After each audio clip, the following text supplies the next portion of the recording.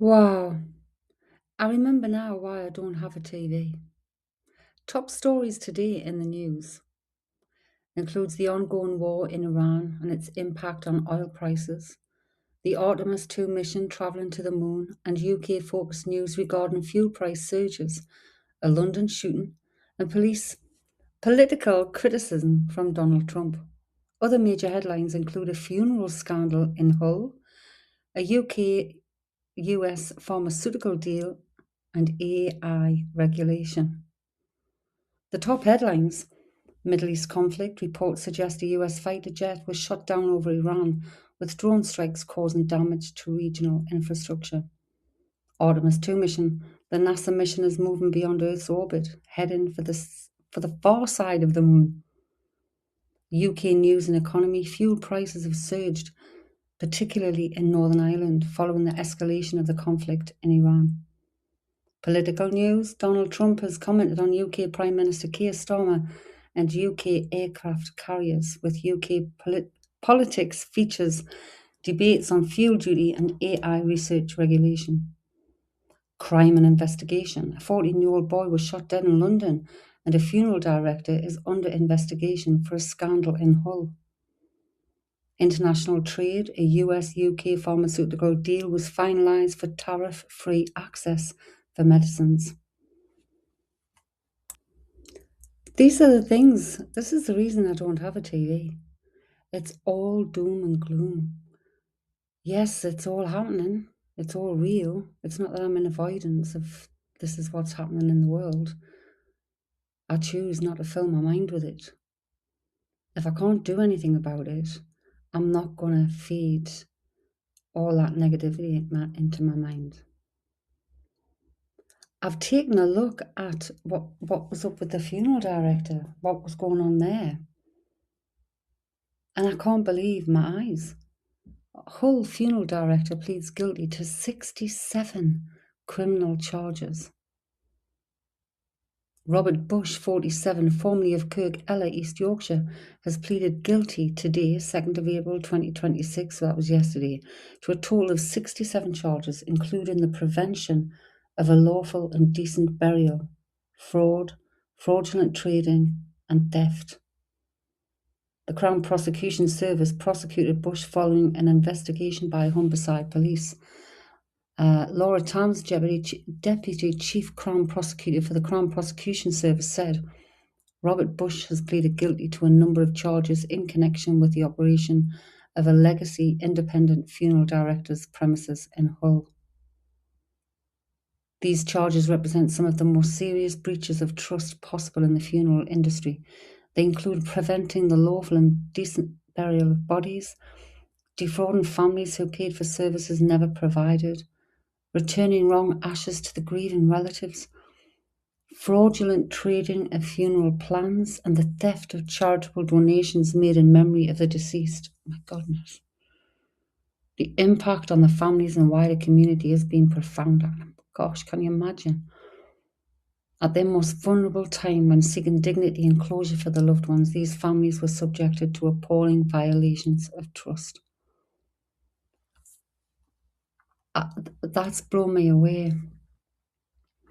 Bush told families that he would care for their loved ones in accordance with the normal expected practices of a funeral director, and in many cases claimed he arranged a cremation immediately or soon after the conclusion of the funeral. He took payments for the service. However, in March 2024, following a report of concern of care of the deceased, police attended the Legacy Independent Funeral Director's premises, and they found and recovered bodies which had purportedly had funerals and had been cremated. In many of the instances in which families had requested for a cremation, they received ashes from Bush. The ashes received were not ashes of the loved ones. Bush has also been receiving money for funeral plans and keeping the money for himself. Additionally, he stole money he had received from families who requested that the funds be sent to their chosen charities. 12 charities say they never received these donations.